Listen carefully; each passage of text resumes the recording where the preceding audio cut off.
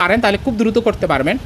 যে আসলে বলতে গেলে এখানে আপনি বি লিখছি না, বলেন তো আমরা এই পর্যন্ত বি মানে কি বুঝাইছি? যারা আমার ক্লাস করছি আমার নিয়মে পড়বেন, বৃদ্ধি বুঝাইছে, তাই না? তাহলে এখানে বৃদ্ধি একটাই থাকবে, দেখেন একটাই থাকবে এবং টি বের করতে বলবে। তাহলে আপনি লিখবেন 100n divided by B T2/T1। এখন বি মানে তো বৃদ্ধি জানে, আর টি মানে টাকা। টাকা হচ্ছে দুইটা, একটা হচ্ছে T1। দেখেন এই টাকা সবসময় দুইটা থাকবে।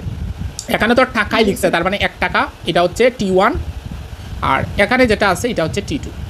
ওকে, তাহলে এখন আসেন আমরা এন মানে কি, এন হচ্ছে নাম্বার বা সংখ্যা, কয়টা আছে এটা। তাহলে আমরা 100 লিখলাম 100।